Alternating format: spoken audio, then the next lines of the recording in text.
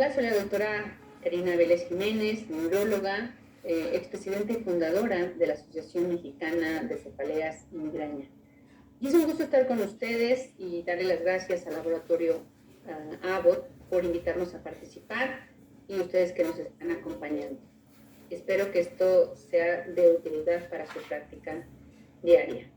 Bien, pues el tema que les voy a hablar es la cefalea postraumática. Estos son los puntos que vamos a revisar: generalidades, epidemiología, cómo la clasificamos, cuáles son las características y, por supuesto, finalmente hablar del tratamiento.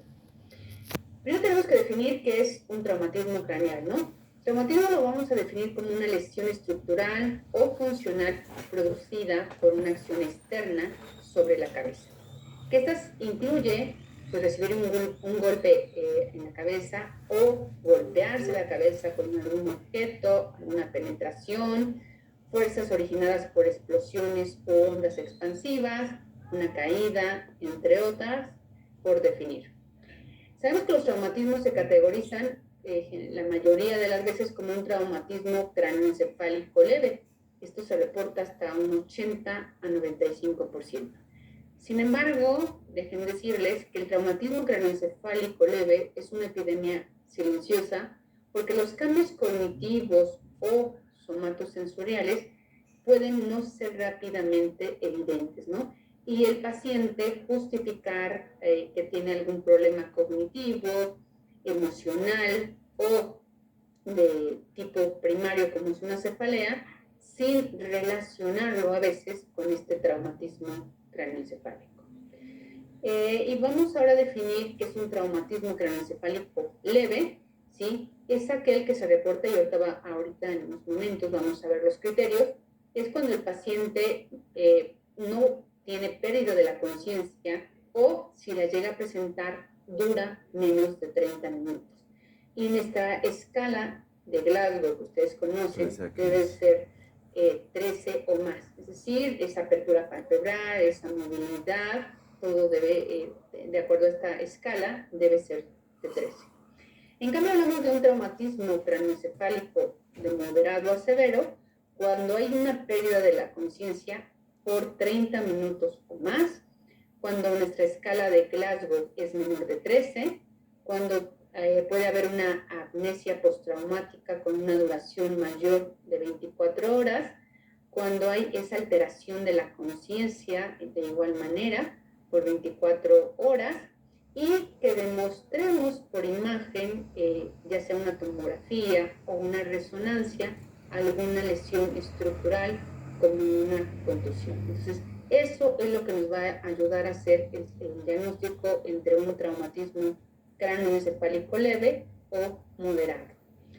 Sabemos que estos traumatismos cráneoencefálicos son muy frecuentemente observados en los deportes, en la población militar, en los accidentes de tráfico de la primera causa, en la violencia o en las caídas. El género más frecuentemente afectado pues, son los hombres y sobre todo esta es en la población joven relacionado con los accidentes de tráfico. La cefalea postraumática es uno de los síntomas más frecuentes y persistentes después de un traumatismo cráneoencefálico leve.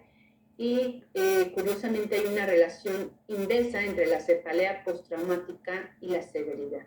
Es decir, entre más severo es el traumatismo, hay un menor riesgo de presentar una cefalea postraumática, a diferencia si es un traumatismo cráneoencefálico leve, el riesgo de presentar esta cefalea postraumática es hasta de un 70%. Entonces, esto tenemos que tenerlo en mente y darle la importancia debida. Entonces, la cefalea postraumática, esa es una gráfica de Estados Unidos, es el síntoma más común después también de un traumatismo. Esta ocurre en un 94% de los atletas que sufren alguna contusión, pues sí, más en el fútbol americano, en el hockey, en el soccer, aquí también llama la atención que es más frecuente en mujer, quizás en México, pues este es el deporte favorito, y aquí es mucho más frecuente, sobre todo cuando dan esos cabezazos, y que el fenotipo que se observa después de un traumatismo craneal es la cefalea tensional seguida por la migraña. En cuanto a la epidemiología, se refiere que 1.4 millones de incidentes presentan un traumatismo craneal al año, que lo más frecuente es los accidentes automovilísticos, en segundo están las caídas, los accidentes recreativos el 10% y los asaltos. Esto es lo que nos reporta en un estudio este año de cefalalgia del 2021. Entonces, la cefalea después de un traumatismo craneal o de cuello se refiere que puede ser en un rango de un 70 a un 90%. Y si esta persiste más de 3 meses, se refiere que puede estar entre un 30 a un 50%. Entonces, ¿cómo la clasificamos? ¿Cómo decimos que es leve o moderada? Si es aguda o persistente. Pues esto lo hacemos de acuerdo a la clasificación internacional de cefaleas. Sabemos que esta nos divide en 3 grandes grupos y la cefalea atribuida al trauma craneal ocurriría en el segundo gran grupo, que son las cefaleas secundarias.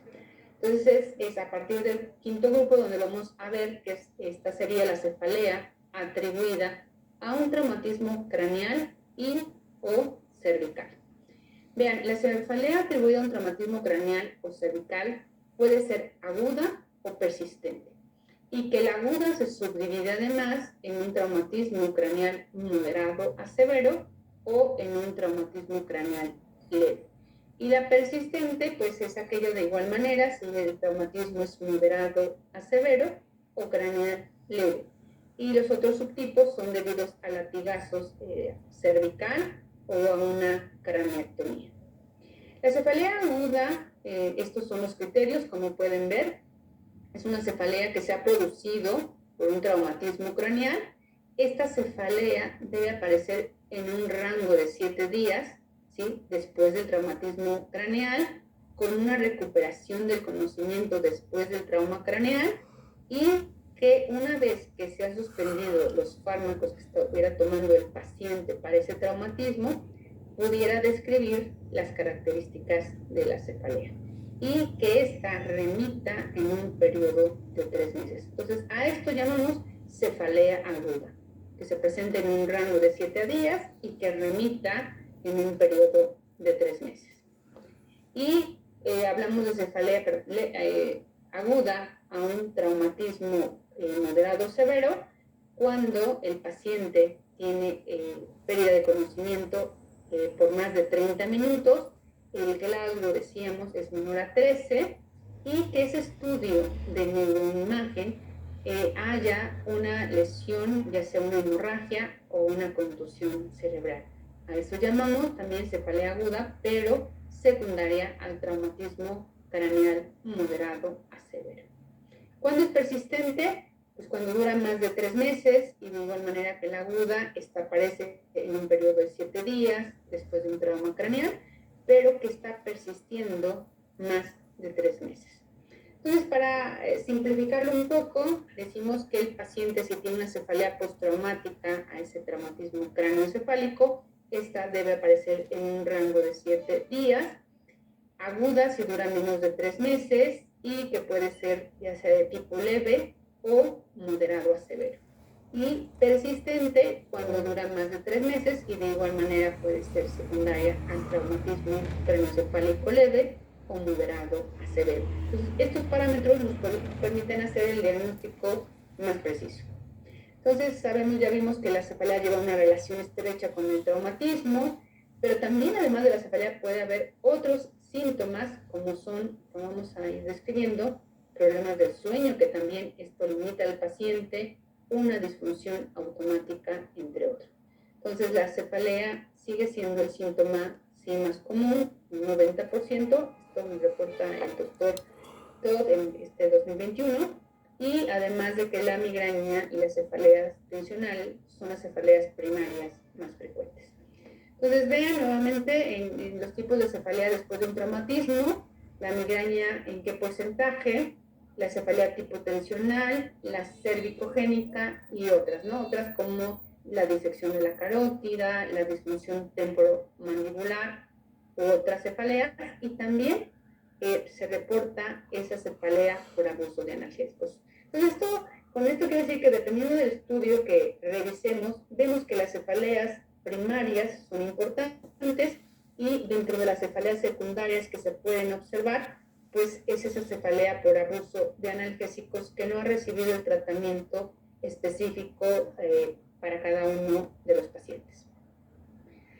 Vemos que la sintomatología puede ser muy variada, por eso hablábamos en un inicio de esa frecuentemente algo que no damos importancia, ¿no? Esa epidemiología silenciosa. Entonces puede haber este tipo de cefaleas primarias o secundarias como la cervicogénica, pero también puede haber otros síntomas igual de capacitantes como es el mareo, el tinnitus, la visión borrosa, fatiga, problemas del sueño. También problemas de atención, de memoria, de funciones ejecutivas y esa comorbilidad psiquiátrica como es ansiedad, depresión y cambios en la personalidad. Entonces, a veces no es tan fácil manejar solamente la cefalea, sino todos esos trastornos de neuroconducta que puede llevar este traumatismo craneoencefálico. Insistiendo, ¿sí?, que el paciente puede tener síntomas cognitivos, como ya mencionamos, síntomas físicos, ¿sí?, como la cefalea, la náusea, la molestia a la luz y al sonido, emocionales, y que los fenotipos más frecuentemente observados en la cefalea postraumática, pues, es la migraña, la cefalea como migraña, o la cefalea como tipo tensional. Entonces, esta cefalea atribuida al traumatismo craneal o cervical, la fisiopatología no es muy clara. Sin embargo, se ha reportado que hay lesiones axonales, alteraciones en el metabolismo cerebral, en la hemodinámica cerebral o esa predisposición genética subyacente.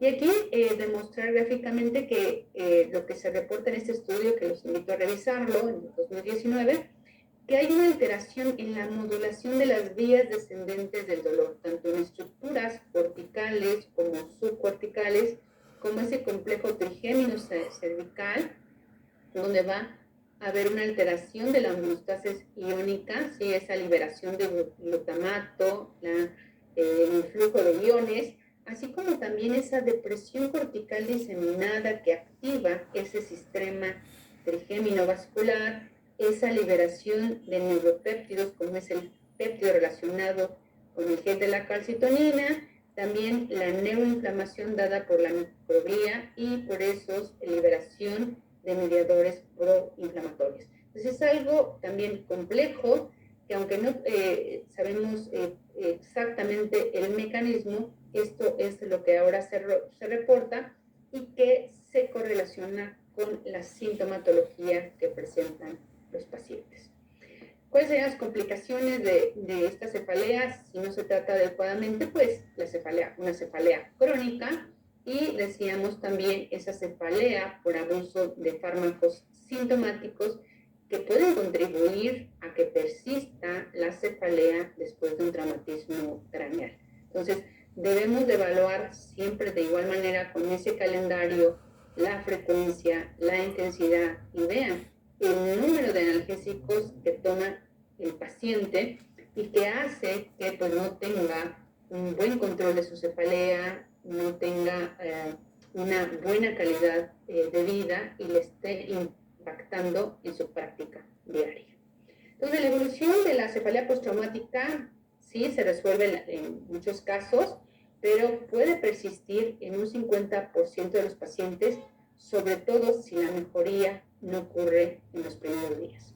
Es decir, cuando la cefalea no se resuelve en los primeros días, con frecuencia puede ser resistente sobre todo a los analgésicos y los medicamentos migrañosos y algunos fármacos preventivos.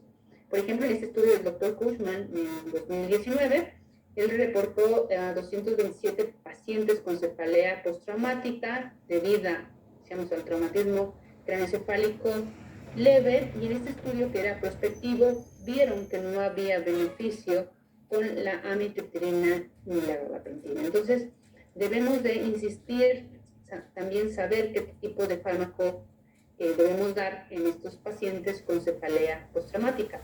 como vamos a ver, no hay unas guías específicas y por lo tanto vamos a hacer referencia a las guías que tenemos de migraña. Entonces, el tratamiento debe ser integral, un tratamiento farmacológico, cambios en el estilo de vida, infiltraciones, también ahora lo nuevo los anticuerpos monoclonales, o ese tratamiento farmacológico que utilizamos para la migraña. Pues la cefalea primaria, que si el paciente tiene cefalea primaria, pues sí debemos utilizar, dependiendo del tipo de cefalea, si es tensional, a lo mejor un antiinflamatorio no esteroideo, y si tiene características migrañosas, utilizar los triptanos, insistiendo, limitando el uso de los mismos a no más de 2 días por semana.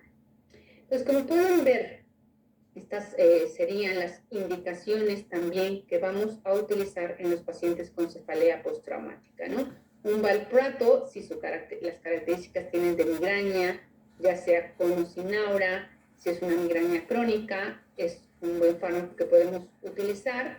Recordar los efectos colaterales y evitar si el paciente tiene datos de hepatotoxicidad o quistes ováricos, o utilizar un topiramato también, sobre todo si tiene sobrepeso, pero recordar de igual manera cuáles serían las contraindicaciones que puede tener el paciente si tiene litiasis o depresión, debemos evitarlo. De igual manera, vamos a utilizar sobre todo los beta bloqueadores si el paciente tiene migraña e hipertensión o migraña y temblor, pero vamos a evitarlo si tiene depresión, bradicardia, insuficiencia cardíaca, entre otros. O la amitriptilina, si hay problemas de sueño, es una buena indicación, ¿no? Entonces, vamos a utilizar o vamos a elegir este tratamiento profiláctico de acuerdo a la comorbilidad y las características que está teniendo el paciente con esta cefalea postraumática. ¿Cuándo vamos a indicar que el paciente acuda a urgencias después de un traumatismo craneal? Es que el paciente tenga un Glasgow menor de 15, o cuando estamos viendo deterioro o progresión o empeoramiento de los signos neurológicos, van a ser indicativos para que el paciente acuda inmediatamente al hospital. ¿Cuál es la historia natural de la cefalea postraumática? Ya vimos que hablamos de cefalea aguda, si esta se presenta dentro de los primeros 7 días, y que generalmente si hay una mejoría de un 50% a un 80%, que es lo que ocurre en algunos pacientes, tiene buen pronóstico. Si esta persiste, esta persistencia puede ser de 1 a 2 años, y esto se relaciona con más o menos entre un 20 a un 30%. O quedar como una cefalea crónica diaria, si esta tiene más de 22 años, y esto ocurre en un menor porcentaje, aproximadamente entre un 6 a 18%. De ahí que nosotros evaluemos y tratemos tanto la cefalea como todos los síntomas neurocognitivos que pudiera tener el paciente después de un traumatismo craneoencefálico. El pronóstico generalmente es favorable si la resolución ocurre dentro de las primeras 6 semanas. Muchas gracias. Pues esperemos que haya alguna pregunta y con mucho gusto poder. ¿Qué tal? ¿Cómo están? Ya estamos aquí en la sesión de preguntas y respuestas y le damos la bienvenida a la doctora Karina Vélez, que ya está aquí acompañándonos para dar respuesta a muchas de las preguntas que están surgiendo en el chat. Doctora, ¿qué tal? ¿Cómo está? Buenos días, doctora Mónica. Muy bien, gracias. Aquí escuchándolos. Con mucho gusto y gracias por la invitación nuevamente. Al contrario, doctora, gracias por estar aquí acompañándonos. Bueno, doctora, ¿qué le parece si iniciamos con estas preguntas para darle paso y tratar de contestarlas lo más que se pueda, porque hay participación en el chat? Doctora, nos preguntan, ¿qué probabilidades hay que se desarrollen microsangrados y que estos microsangrados a su vez puedan desarrollar una neuropatía desde migrañas hasta crisis convulsivas? Muchas gracias por la pregunta. Aquí es muy importante evaluar Si es un traumatismo craneoencefálico leve, generalmente no tenemos estos problemas, como ya mencionamos en la clasificación. Pero si se trata de un traumatismo craneoencefálico moderado, donde hay pérdida de conocimiento de más de 30 minutos y el resto de criterios, está indicado hacer un estudio de imagen y evaluar si no hay esos microsangrados o hemorragia y dar el tratamiento conservador adecuado. Entonces, va a depender, insisto, del tipo de traumatismo craneoencefálico que tenga nuestro paciente. Perfecto. Doctora, y cuando no se tiene un buen control de la cefalea, ¿qué afectación puede tener el paciente? Una excelente pregunta. Lo que pasa que, como vimos, la cefalea es un síntoma, ¿no? Es un síntoma y que además va acompañado de otros signos neurológicos. Entonces, realmente si esta es frecuente, es incapacitante, pues sí afecta su calidad de vida, ¿no? Le impacta a sus actividades diarias y por lo tanto decíamos que lo que se observa después de un traumatismo, curiosamente craneoencefálico leve, pues es estas cefaleas de alguna manera primarias, ¿no? En donde aparecen las características ya sea de tipo tensional, que es lo más frecuente, o migraña. Y si tiene características migrañosas, pues debemos tratarla como una migraña para que realmente el paciente tenga una mejor calidad de vida. Así es. Y bueno, doctora, hablando de cefaleas, también hay una pregunta aquí acerca de si las cefaleas son persistentes, ya se considera una cefalea crónica. Gracias por la pregunta. Así es, la clasificación actual y lo que vemos es que después de 3 meses de continuar con esta cefalea, ya hablamos de una cefalea crónica. Entonces, aquí depende mucho del tiempo de evolución, insisto, y dentro de las cefaleas crónicas diarias, implica también, además de 3 meses, que éstas se presenten más de 15 días al mes. Y dependiendo de sus características, insisto, si es tensional, manejarla como una cefalea tensional, si impacta en su calidad de vida, o como un paciente migrañoso.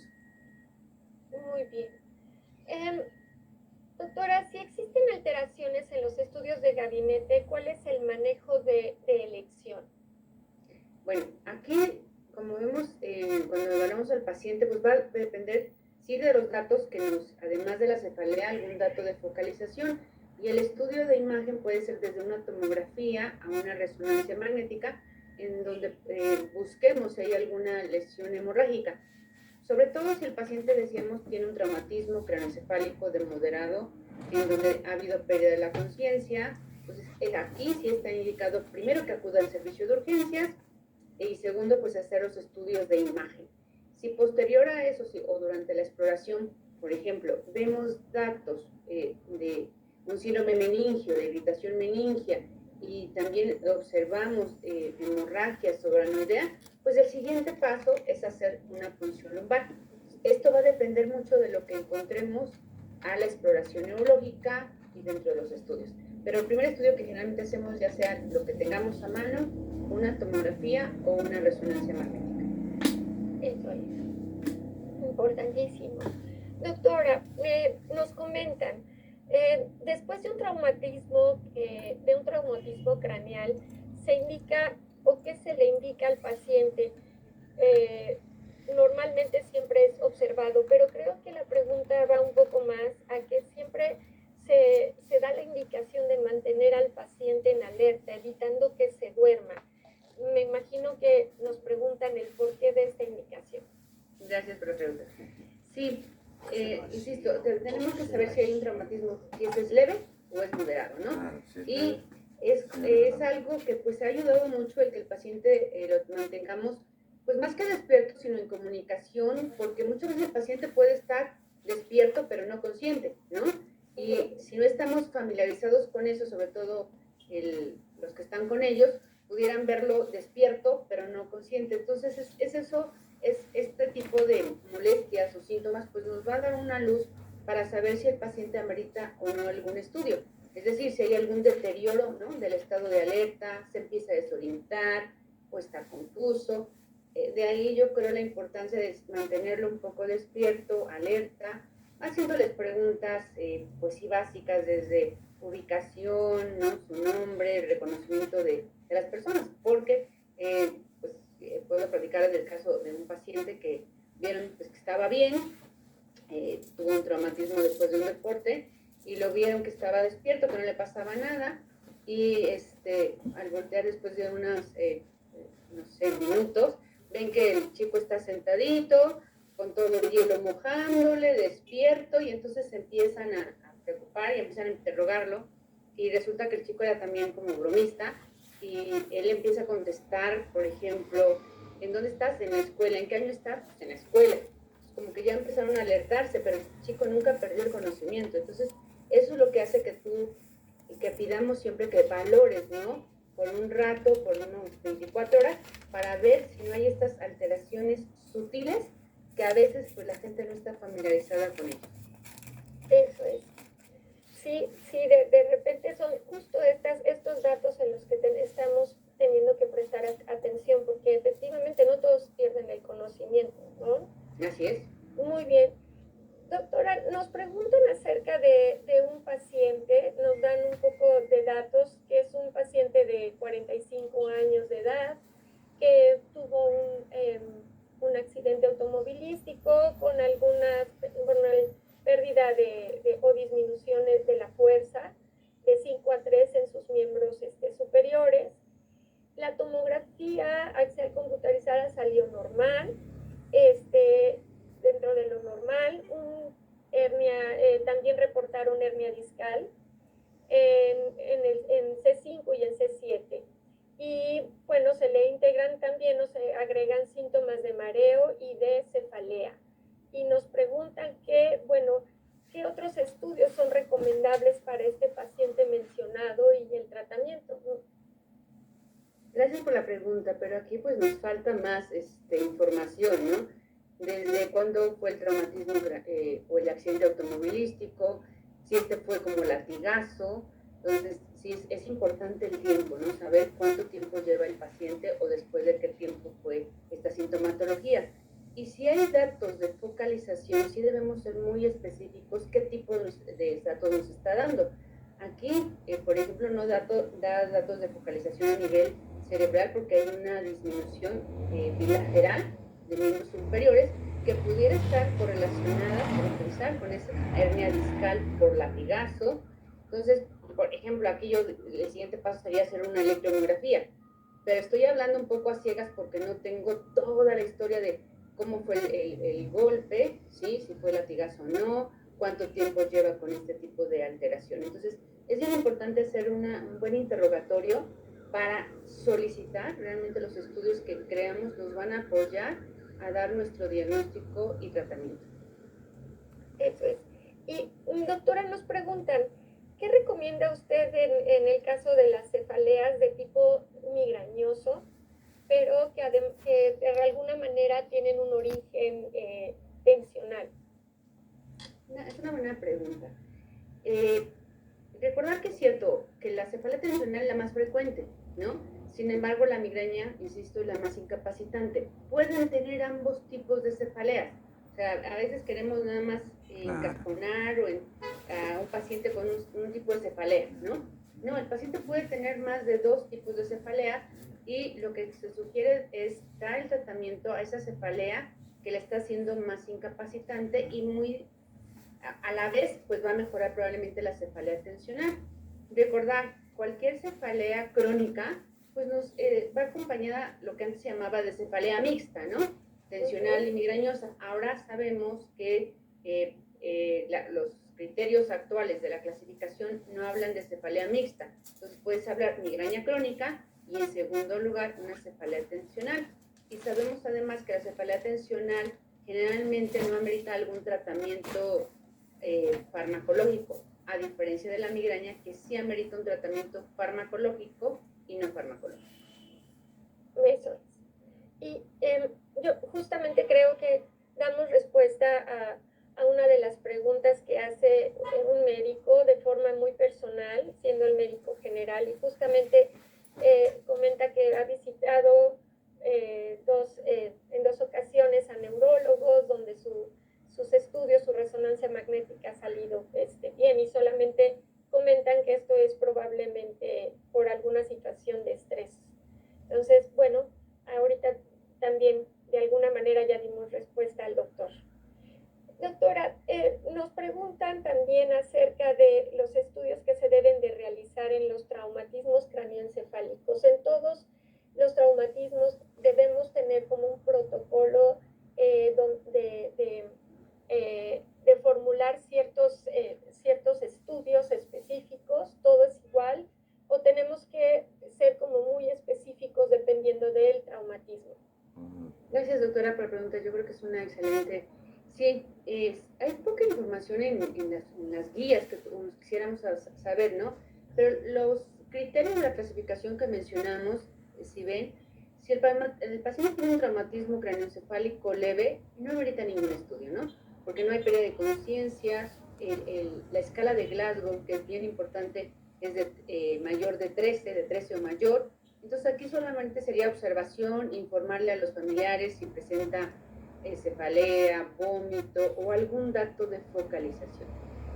No es así, no es lo mismo que un traumatismo craneoencefálico moderado, porque aquí ya hay pérdida de conocimiento de más de 30 minutos, hay un Glasgow menor de 15.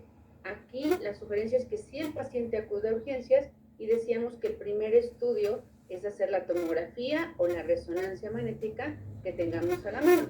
Y ya dependiendo de lo que vayamos evaluando o si el paciente presenta, decíamos, datos de irritación meningia, hacer posteriormente un electroencefalograma o una punción lumbar. Entonces, la pauta nos los tiene que dar el paciente. No podemos ser pragmáticos y decir que a todos les vamos a hacer una tomografía o a todos resonancia.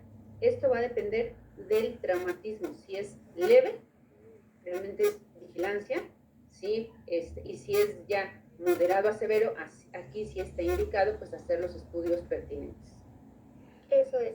Doctora, ¿y será entonces algo parecido con el tratamiento, también dependiendo del nivel de traumatismo y de los síntomas que ven, el tiempo que debemos, nos hablan ellos un poco, nos preguntan los médicos un poco de cuánto tiempo dar para saber si el tratamiento médico ya se debe retirar, se debe continuar? Esto también depende un poco del